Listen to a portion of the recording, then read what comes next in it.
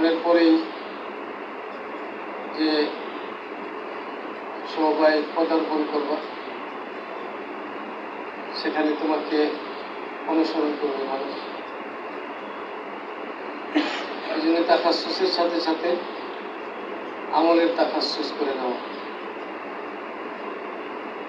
ব্যক্তিগতভাবেও আবার সহযোগী হিসেবে কোনো মুরব্বীর হাতে বায়াত হয়ে বায়াত হওয়া ছাড়াও ব্যক্তিগতভাবে নিজের আমলকে সুন্দর করা যায়, কিন্তু সেটার চেয়ে ভালো হলো আরো হাতে বায়াত হয়ে যেতে পুরস্কার পাওয়া যায়। আর যারাই কর্মজীবনে যাইবা বা শিক্ষা জীবন আরেকটু শেষ করে কর্মজীবনে যাইবা, সকলের কাছে একটা আবেদন থাকবে, কিবির থেকে মুক্ত করা নিজেকে। তোমরা তিরমিজি পড়ছো যে সাহাবী বলছেন, নবীজি আমার তো ভালো জামা পরতে খুব ভালো লাগে, আমার জুতাটা ভালো হোক এটা ভালো লাগে। প্রশ্ন করছে এই জন্যে যে এটা কি কিবির কিনা।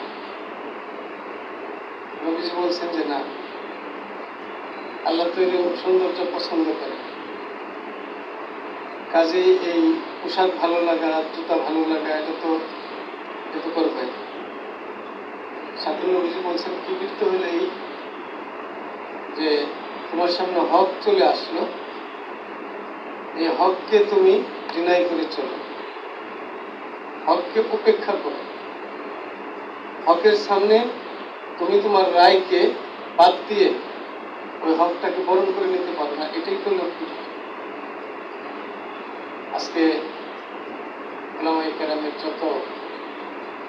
যত জায়গায় এই সমস্যাগুলা, সব জায়গায় মনে করা হয় যে আমি যে হকটা নিয়ে আসছি, এই হক যদি প্রতিষ্ঠিত না হয় তাহলে ইসলামের কবরটা এখানেই হয়ে যেতেছে। আমার এই সিদ্ধান্ত, আমার এই বুঝ, আমার এই রায়, এটা পুরো ইসলাম। আমার সামনে আরেকটা হক স্পষ্ট হইলেও আমি সেটাকে মানতে রাজি। নবীজির ভাষায় কি কিন্তু এটা কাজে সর্বক্ষেত্রে